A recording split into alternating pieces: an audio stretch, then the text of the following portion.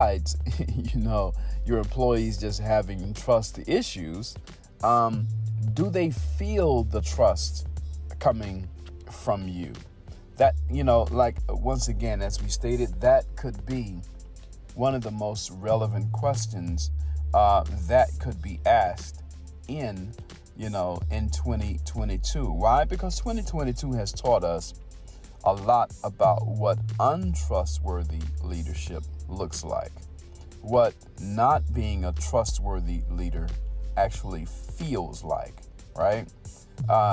With some of the organizations not being prepared for what happened in 2022 as it relates, or 2020 through 2022 as it relates to the COVID-19 pandemic, right? It has taught us a lot of lessons. The pandemic didn't actually create, the problem. The pandemic just exposed problems that were always there, right? It just exposed them and lifted the veil off of these problems. In fact, when they talk about how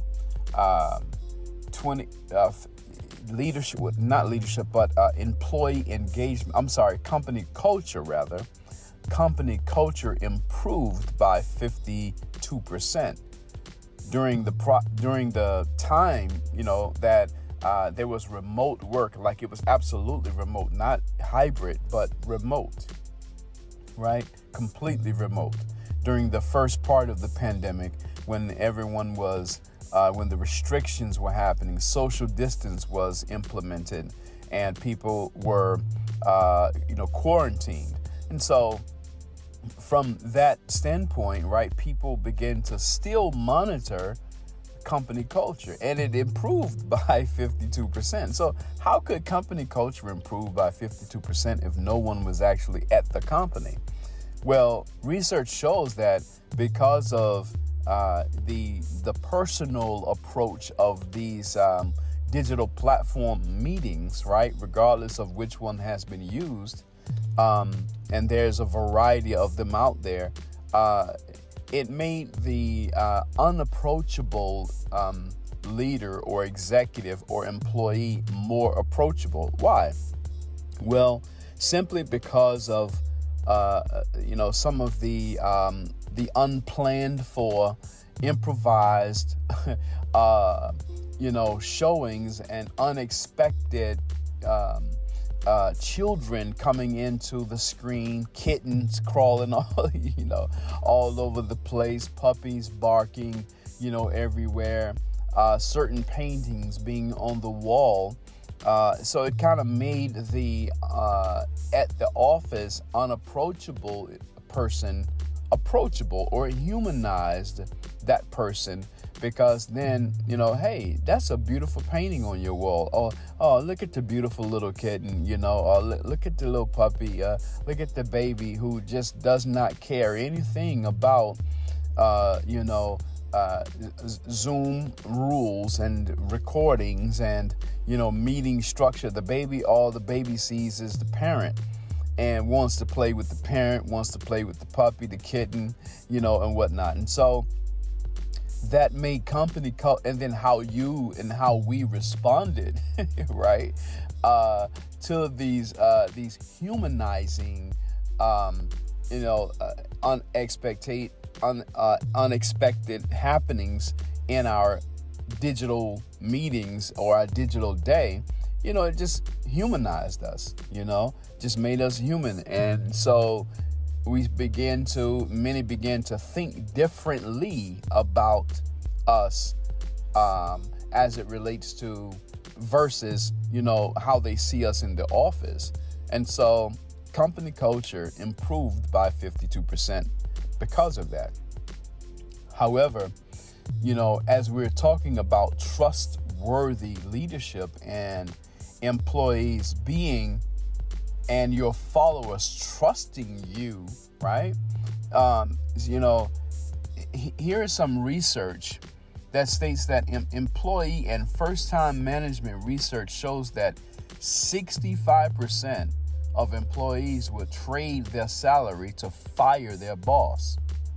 58% trust a stranger over their boss. 31% of managers said that they received any type of coaching. 34% said that they received any mentoring. 39% said that they received any formal training. So companies promote the wrong talent match to leadership positions 82% of the time. In fact, leadership can make or break an organization. The estimated cost of employee turnover due to toxic culture is $223 billion annually. $223 billion annually. The estimated cost of employee turnover due to toxic culture.